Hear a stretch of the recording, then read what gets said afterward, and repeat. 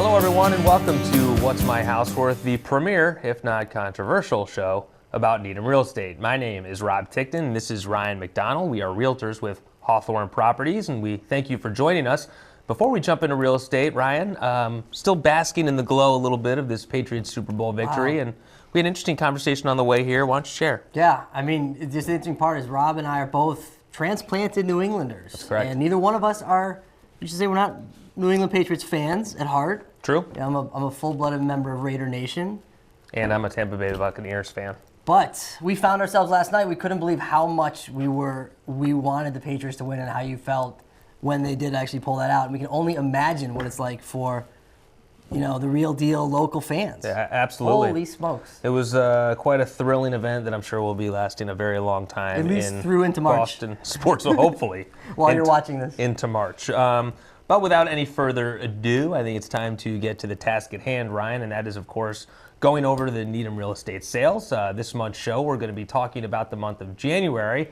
Normally not the hottest month of the year, but hopefully enough sales to get us through 30 minutes, Ryan. So let's take a look at that sales data, and as you stare at that, what do you see? Yeah, I mean, I see 17 sales, Rob, and I see, not to be glossed over, a very, a really good average sales price of $1.2 million. That's about as high as it gets as far as we're concerned. However, when you start digging into it, though, I mean, the 93% of original lists, we've been hovering at that number for a couple months now. It's not a great number.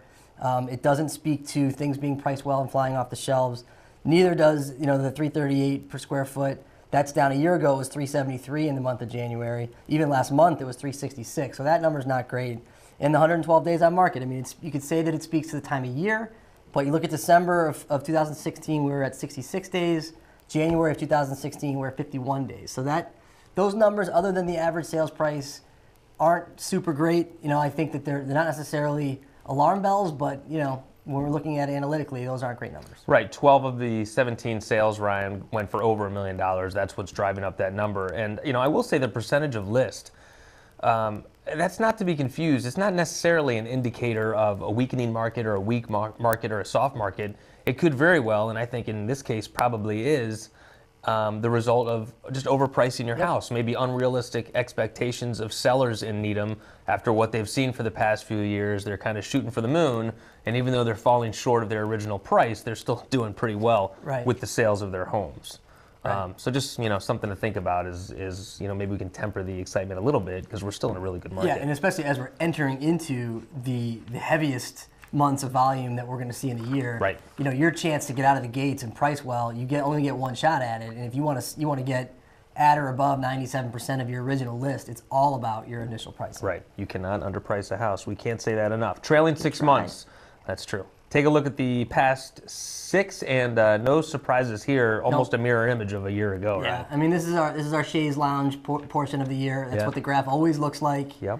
I think it's pretty straightforward, and we could probably just tuck that graph away for next year, and we'll roll it right back out next January. Talking about straightforward, as we look at the month of January and how this month is compared to years past, you can't get much more consistent than what it's been over the past 3 years. 17 seems to be kind of right in the spot. But I guess my bigger question here, Ryan, is what on earth did we talk about for 30 minutes in January of 2012? I don't know, but there was a lot of filler. Yeah. A lot of filler. A lot indeed. Okay, let's jump in. Let's go to the individual sales. We're going to start with the low sales price and work our way up. The first one on the docket is 114 Webster Street, and this one sells for $565. Ryan, 2 beds, smaller house for sure. Yep, and I mean the 2 things I liked about this, one was the quick reaction trigger pull price drop. Yep. So it quickly goes from $625 to $599. That was a better number, and that helped move it along as far as the sale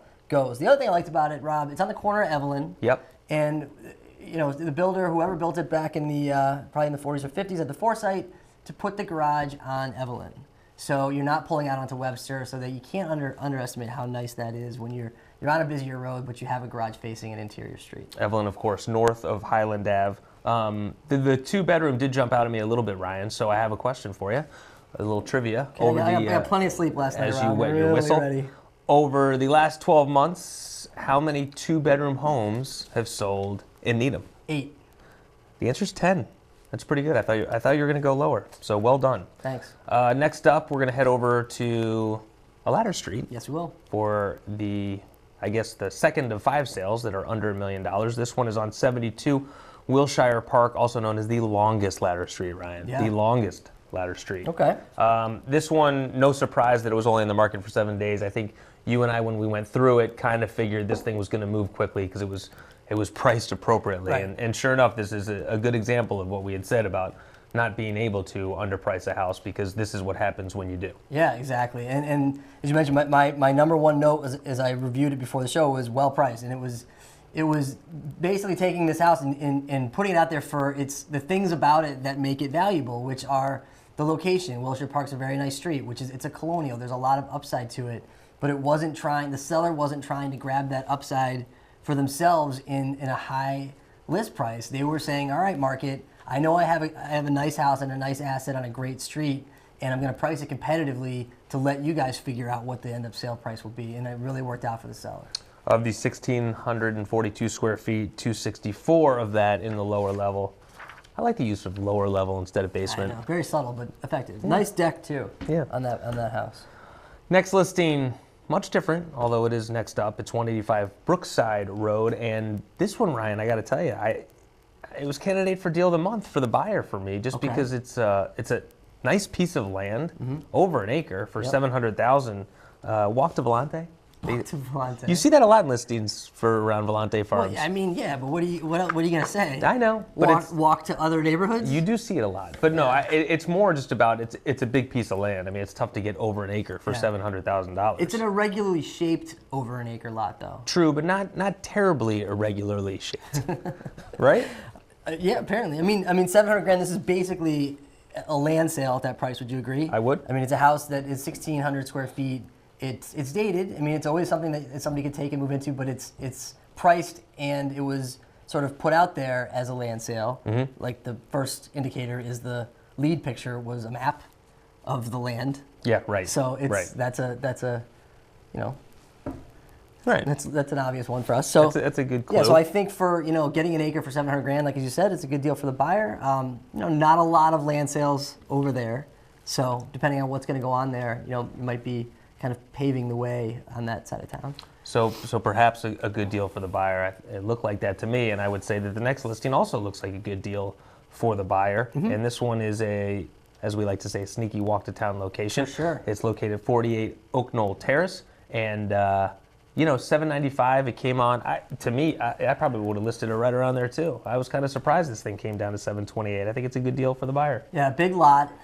Big lot, right? This is a street that a lot of people are maybe not aware of, because you're never on it unless you're going to someone's house on Oak Knoll Terrace. It's sort of a twig off of the trunk of Great Plain Ave. Well said. Just as you're heading towards Wellesley on Great Plain, past town. But it's a dead end street, so there isn't anything. There's no destination other than a residence on Oak Knoll Terrace, which is another positive. It is a positive. The only downside to it is it is a dead end, so it's not a cul-de-sac. So it's difficult to turn around on Oak Knoll without going in someone's driveway. But I'm sure you'll be able to work that out if you live there. But it is over 2,000 square feet for under $800,000. Yeah, 4 beds, 2 baths. And on a very nice size lot. So lots to like about, and it's a nice little street. I mean, let's be honest. I mean, there's some nice homes on it, and as you mentioned, it's walk to town. So this one, yeah, you're right. This is a good buy for this buyer. Good buy for the buyer, maybe not so much the case, or at least a good sell for the seller on the next one, because Ryan, as we look at the next listing sheet, we see a little bit of red writing. Yeah, we're starting with the Red Riding Hood. When I walked out of there, right or wrong, my interpretation was that this house, I believed it to be $100,000 overpriced, and I was wrong. It was $55,000 overpriced, and so it sold for $55,000 under asking. So that isn't necessarily fair to say that it was overpriced, but I felt that it was if I were to recommend that seller, I might have suggested they list at a lower price point. Turns out it was only on the market for 16 days. Yeah. But I just feel like the seller got away with one here, because I felt like there was a lot to do in the house, and it has a lot of upside, which I think to the seller's credit, they got paid for it. But the upside, the number one thing is, like, it had a perfect opportunity for a side entrance into a mudroom right off the kitchen, which that buyer can definitely do. The space is there for it. It would really enhance the value of the house. I think. So it's a canvas. Yeah, in many ways. It's a great easy upgrade that they can make.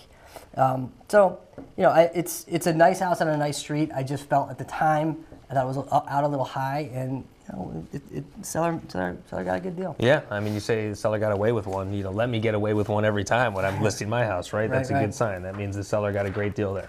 Okay, I think that's it too for our homes under $1 million, Ryan. It is. That was quick. Should we go to commercial? Yeah, if that was an option, this would be the perfect time. Don't just hold up your cup. No, I'm not allowed. So, all right, let's pretend we're back from commercial, and let's take a look at our next listing, which, of course, is over $1 million. It's a pretty big jump here. 140 Grant Street, and Ryan, this was the first, actually, of two flips that we're going to go over, which happened to be back-to-back.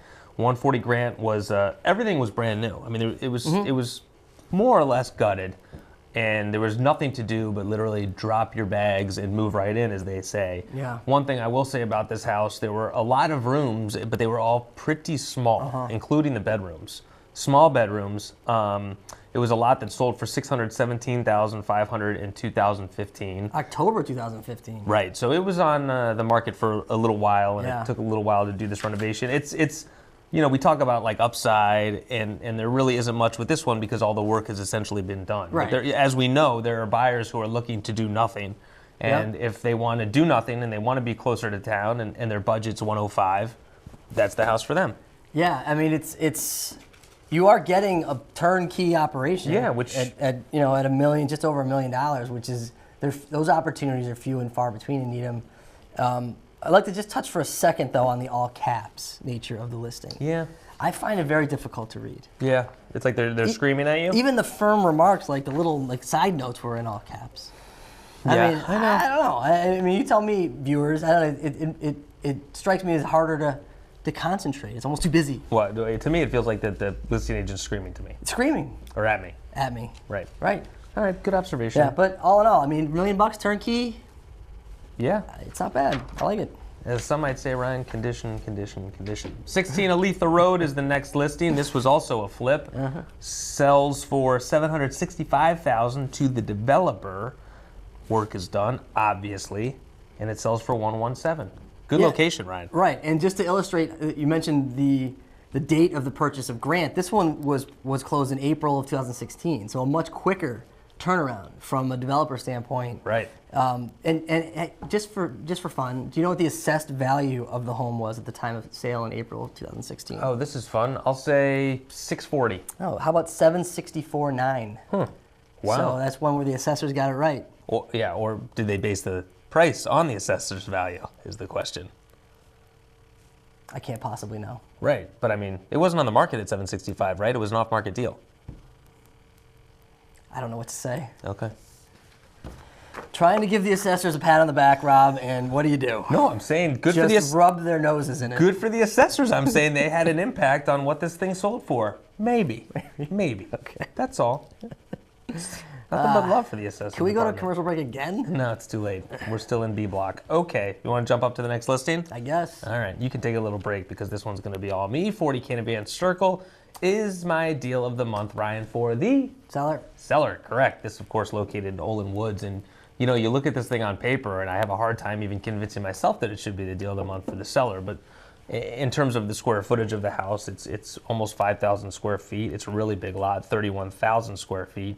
You got the 6 beds, you got the 4.5 baths. I mean, on paper, this thing is worth $1,225 all day. Agreed. Okay, so the reason it's my deal of the month for the seller is what you see on paper isn't always the same thing that you see when you walk inside of a house. And I think when you and I both walked through this house on the broker tour back when it first went on the market, we both kind of got the sense that the house really was tired and could have used a lot of sprucing up. And what I think when I see a house like this is, you could pour $250,000 into this house pretty easily and make it pretty nice, Ryan. Mm-hmm. But I don't know if that makes it anywhere near a $1.45, $1.5 million house. So I just, sometimes it's gut feeling, but I just really felt like based on the condition of the inside of this house and outside, I just didn't really think it was worth $1,225, but who am I to say? That's what it sold for.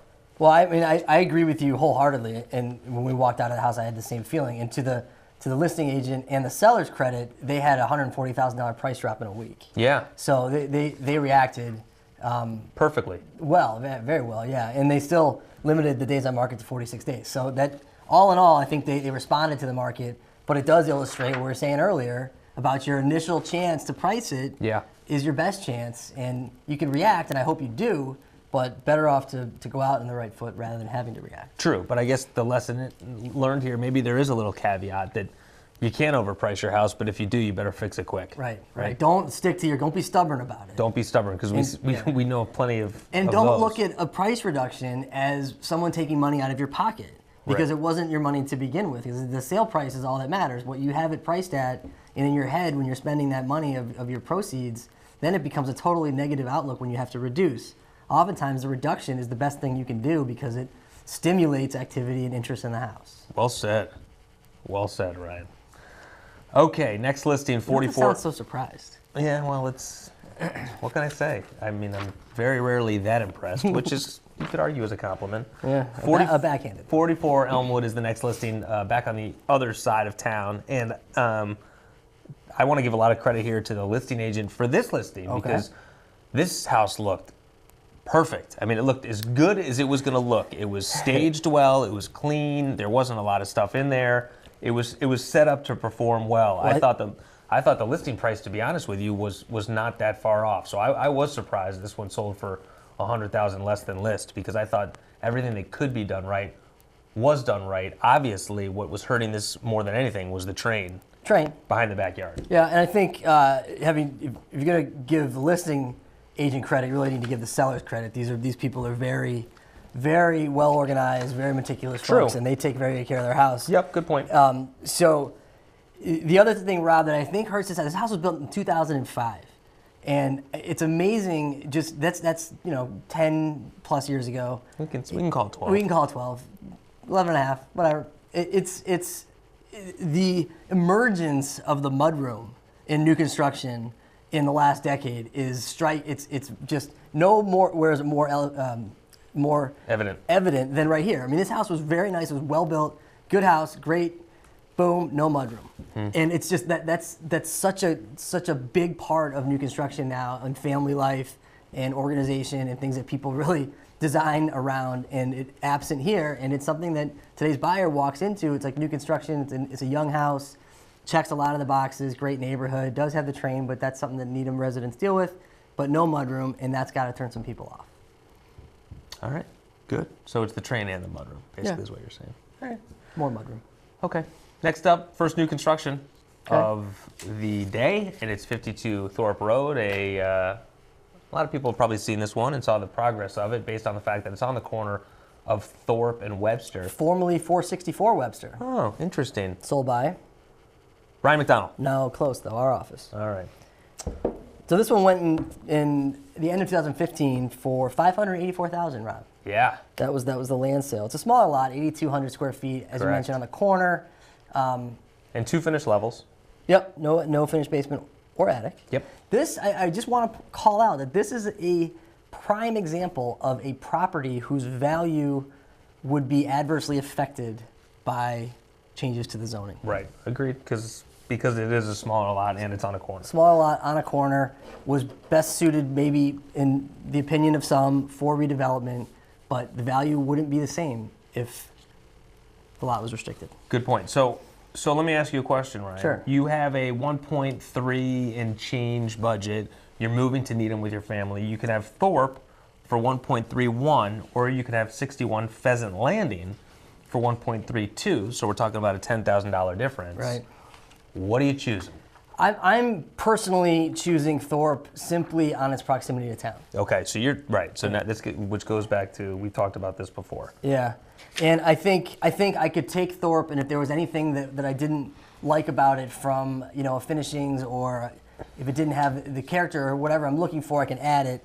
I can't make Pheasant Landing any closer to town. I know, but that Pheasant Landing, I mean, that's a lot of space. It was a nice house that had a lot going for it too. Big lot, obviously. It is, but also Pheasant Landing, as I remember, it had a strange first floor layout. It was choppy in that you were constantly going up and down, like a couple of steps down here, up over here. Like there were rooms that were at different at different floor levels, and I don't know. I think that would get old to me. Okay, and it would be tough to get old in that house. That's a great point. Yeah.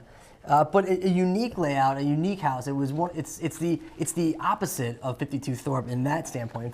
People could say new construction. It's very, there's a set floor plan that's repeated often.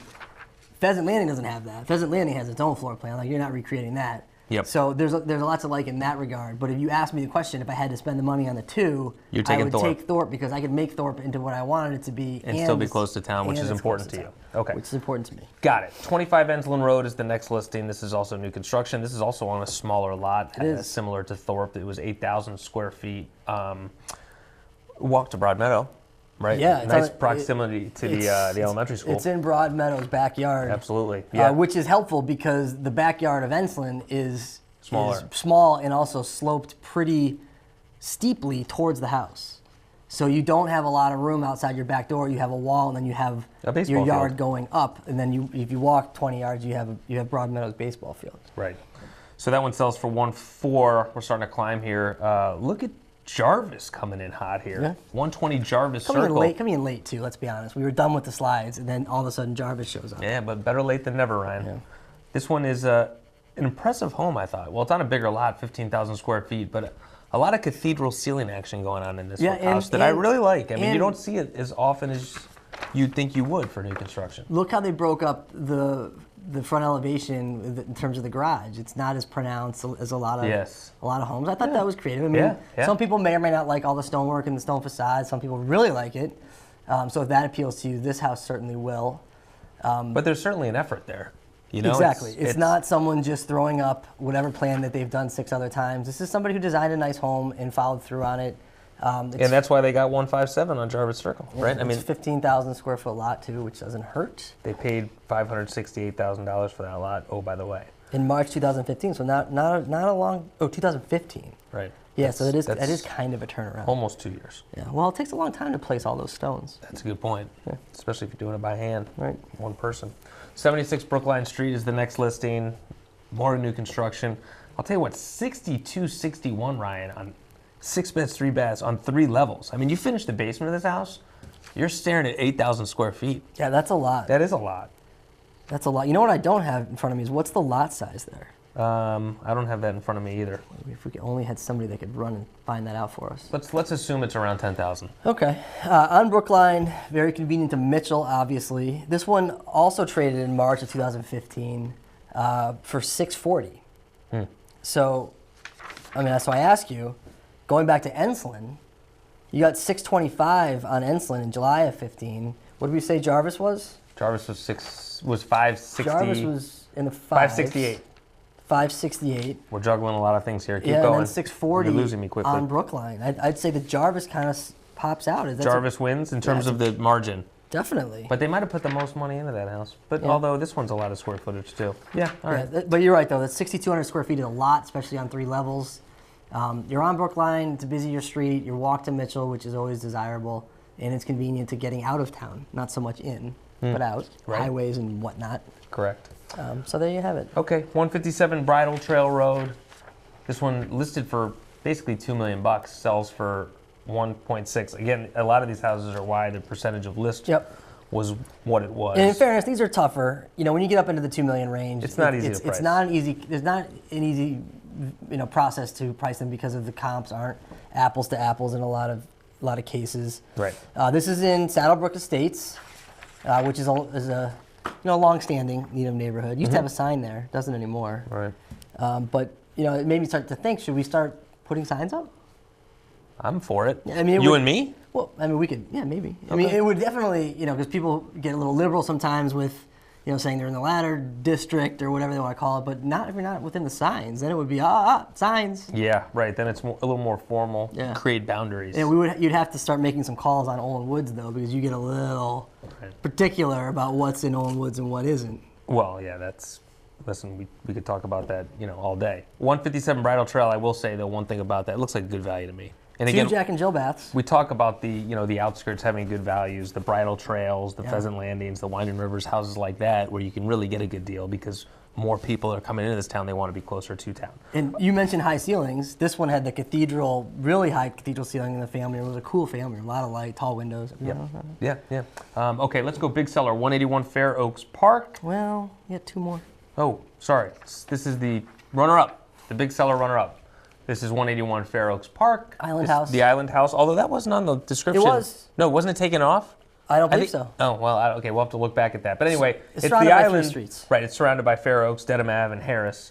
And this was, for all intents and purposes, a custom build. Yep, took forever. And sells for $175. We never got a chance to see this because it was a custom build. Never It was went on the bought market. before it went. Well, it was on the market. And not as a finished house. Correct. 55 Kenny Street, pretty good number here, right? Yeah, I mean. This is the big seller, by the way. It is. Almost 1.9. This is right on the backside of Broadmeadow. Big lot, over 20,000 square feet. A lot of detail. Nice home. Yeah, it's, we talk about 1899. Our big sellers seem to, with a few exceptions, be pretty big. Yeah. And we got some $2 million pluses under agreement now. So I think over the next few months, we're going to see a lot of those high up. And now with the spring market coming, all bets are off, man. the sky's the limit for the big seller going forward. Okay. Let the horses out of the barn. I know. It's exciting. Listing, not as exciting though as the listing picture of the month. You have not seen the I listing. haven't. I can't wait. Ryan has not seen the listing picture of the month. So without any further, oh yeah, there we go. I mean, so that's what you call staging, right? Well, you want to make a home look lived in, and comfortable. I mean, yeah, that bed does look warm. Yeah. Like somebody just got out of it. Yeah, that's great. I mean, the photographer's in there, and they know, and they're like, whatever. Listen, if they don't care, I don't care. I'm getting paid either way. If they don't care, I don't care. Yeah. Well, I mean, it's functional at least. Yeah, that's true. I like that shade of green. Yeah. A lot of blankets. Okay, so there you go. That's our. Yeah, that's not a bad one. Yeah, that's the most recent champion. Market snapshot, Ryan. Take a look at how things are as we speak, for the most part, and 40 active single-family listings. Thoughts on this? Well, I think that 40 is going to go up in the weeks ahead. But I think along with that, we're going to have homes going under agreement going up as well. Yeah. So, I mean, the snapshot looks a lot like it did last January, with the exception of the average listing price, although it's not materially different. The average list price per square foot at $371. If we're going to maintain that, that $338 that we saw this month is going to have to come up. Right. Average days on market, while that's going to increase for some of the homes, I think we're going to start to see the spring market, particularly because we don't have 20 million feet of snow.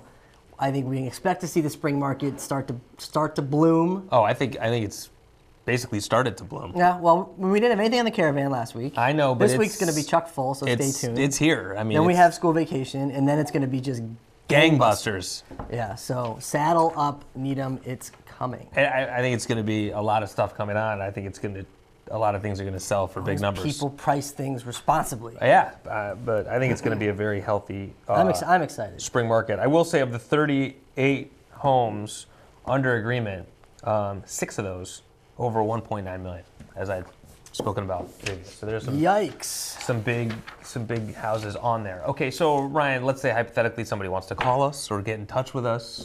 How would they do that? That's very simple. Okay, you can call us anytime. Yep. 781-707-6564. Right. Okay, so that's the phone. Yeah, you can always email us at rob.ryan@hawthornre.com. And if you haven't already, I suggest you follow us on Twitter at Hawthorn_WMHW. So a lot of fun facts coming out on that. At any given time, you never know what's going to hit you. All of a sudden, boom, right in your feed. Yeah, There's something. Very unpredictable. Very unpredictable. Thank you for joining us. Again, congratulations to the Patriots. Wow. And we look forward what to a time to be a sports fan in this town. Again very soon. Thank you. Thank you.